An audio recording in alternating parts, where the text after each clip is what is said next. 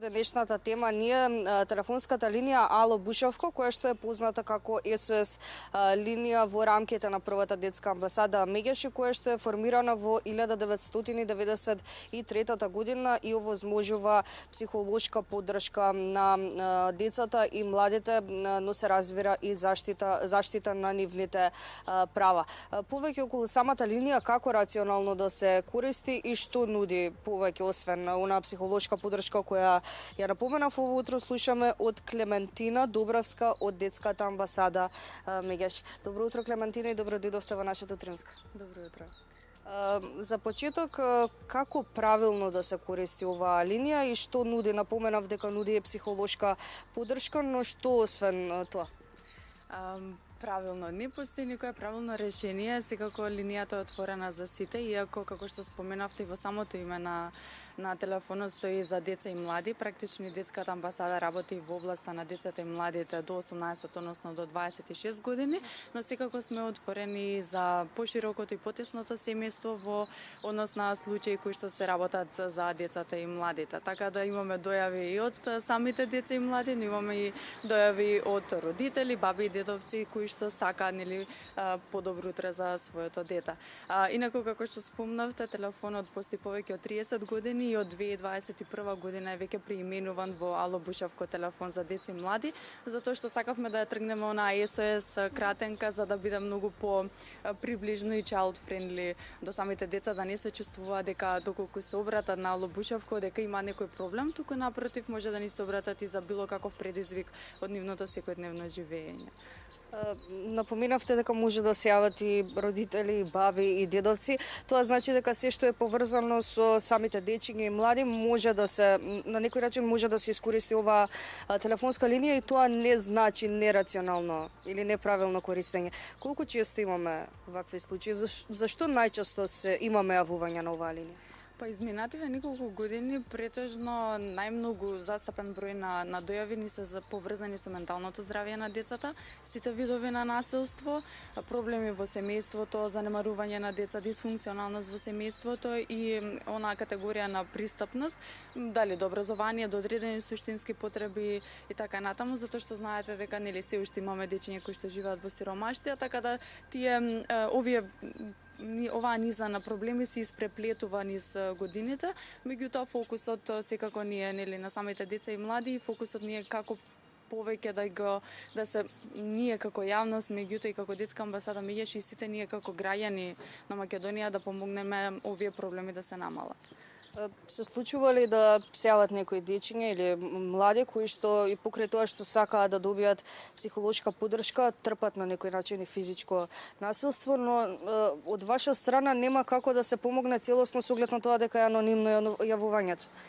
Па, видете, сите напори на детската амбасада Мегеш како невладина организација, секако се трудиме да помогнеме и да излеземе во пресред на секое дете. Не би рекла дека не можеме да помогнеме.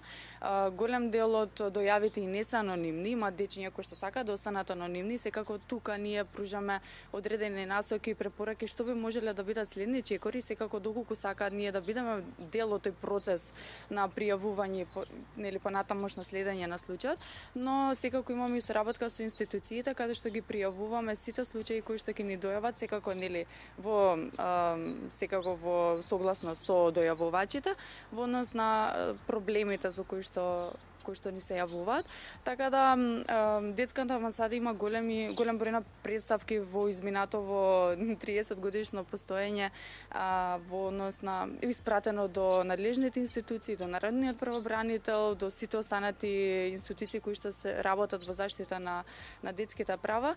Така да ние напорите ги правиме и постепено гледаме како имаме прогрес во однос на заштита на детските права. Секако дека тоа останува да продолжуваме да работиме и понатаму. Секако најважен е самиот прогрес. Пред да се вклучиме, ми напоминавте за некои статистики во однос на минатата година, однос на 2023. Како се движат самите статистики во однос на јавувањата? Па можам да кажам дека генерално, конкретно за 2023 година над 300 дојави имаме на годишно ниво, со тоа што имаме реализирано повеќе од 600 дојави дополнително со дојавувачите. Она што исто така е важно да се напомене дека ние целосно го следиме процесот од почетокот на пријавување до крајот, до завршетокот на случаите, така да тоа е една континуирана врска помеѓу самите дојавувачи и нашите оператори кои што работат во рамки на Ало Бушевко. Имаме поголем број на дојави. Генерално на месечно ниво над 30 повици, иако во летниот период и кога се време на распусти некако стивнува таа бројка, се намалува бројката. Меѓутоа со почетокот на училишната година од септември веќе и бројот на дојави се зголемува, така да тоа е некоја генерална слика. Во однос на статистиката, она дополнително што би сакала да споделам е дека претежно возрастната граница на децата кои што не контактираат или за кого се работат проблемите е некаде од 13 до 15 години, 10 до 12 години, така да имаме и дечиња кои што се прилично во развојни фази, но имаме и проблеми поврзани со кај тинејџерите. Напоменавте околу 30 јавувања на месечно ниво. Од една страна, ќе ве прашам всушност дали тоа е голема или мала бројка, ќе му дојде по едно јавување на ден. Од една страна, можеби таа бројка од 30 е повеќе користење и опуштање на некој начин на оние кои што им треба помош да се јавуваат, но од друга страна пак дали тоа значи дека се зголемува бројката на лица кои им треба помош? Па, ова прашање е за дискусија, реално. Меѓутоа, мене ме радува што низ годините ни се зголемува бројот на пријавување. Тоа значи дека свесноста и кај граѓаните, и кај родителите, и кај самите деца се зголемува во однос на тоа дека потребно е пријавување на случаите односно на проблемите или предизвиците, за да можат истите да се решат. Не би можела да шпекулирам дали расте бројката, дали е добро или не, меѓутоа секако нас не радува фактот да колку повеќе исцрпно гледаме на проблемите и колку ги вадиме проблемите, ги сечеме што се вели народски од корен, туку повеќе имаме простор да се фокусираме на некои други моменти. Меѓаш изминативе години има доста активности кои што ги поврзуваме и со самиот телефон, меѓутоа и со другите активности во рамки на детската амбасада, така што сметам дека сите овие активности некако придонесуваат да ја зголемиме свесноста за пријавувањето на проблемите кај децата и секако да продолжиме во оној стремеж за унапредување на нивните права. Иако целиот разговор не цели кон тоа, при самиот крај да напоменаме вие како представник од детската амбасада, зошто да се јават младите и децата на кои им треба помош, да појасниме дека на некој начин не е страшно и кој е телефонскиот број при самиот крај? Јас ги охрабрувам сите деца и млади и сите оние кои што имаат потреба да разговараат. Може да биде и најобичен разговор од типот за, не знам, какво е времето денеска, сме имали дојави како е настана светот, па до моменти каде што навистина имаме сериозни проблеми и предизвици со кои што се соочуваат децата, така да имаме оператори кои што се грижат и се достапни 24 часа, 7 дена во неделата за децата и младите.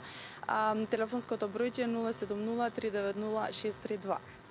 Благодарам многу за одвоеното време и што имавме можност да кажеме невакви важни информации на гледачите. Ви благодарам и на вас на покана. Се разбира, јас ќе ги охрабрам сите оние млади и дечиња кои што можеби не гледаат во овие рани утренски часови, а навистина им е потребна поддршка, психолошка поддршка или пак заштита на нивните права, слободно да се јават на оваа телефонска линија Ало Бушевко, со оглед на тоа дека Ало Бушевко на некој начин е синоним за вашиот најдобар пријател.